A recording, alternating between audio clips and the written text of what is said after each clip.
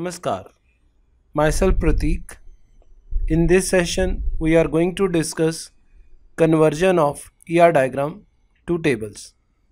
We will discuss the concept of handling of entity sets in this session. Let us start this session. Each entity set in an ER model corresponds to a table in relational model. So for each entity set in ER model, we have to create a unique table in relational model. It is important to note that an entity set refers to a class in object-oriented programming model and it refers to a table in relational model.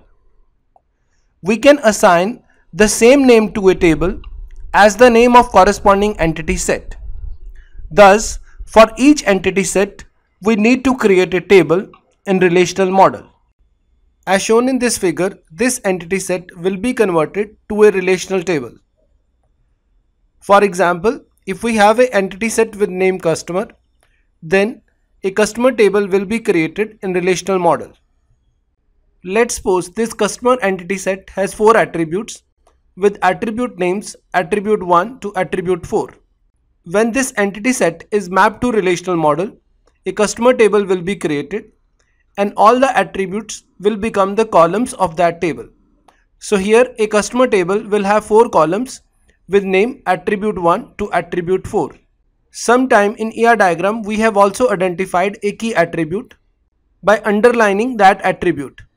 For example, in this case attribute 1 is a key attribute.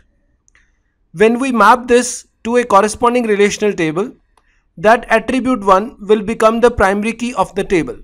So this attribute 1 column will act as the primary key in customer table when we map this entity to relational model. So thus we can conclude that for every simple attribute we need to create a column in the table.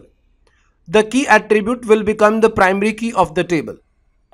It is important to note that for composite attribute, multi-value attribute and derived attribute we need special treatment.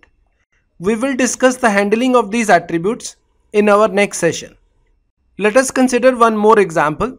Here we have a customer entity set with columns C number, C name, phone number and city. Here C number is represented as a key attribute. So when we have to convert this entity set to relational model, a customer table will be created with columns C number, C name, phone number and city as shown in this case. And here C number will act as the primary key. To read more about this, you can refer my book Simplified Approach to DBMS, which is available at Amazon platform. You are requested to subscribe this YouTube channel to receive latest video tutorials on topics like data mining, machine learning, DBMS, big data, NoSQL and many more.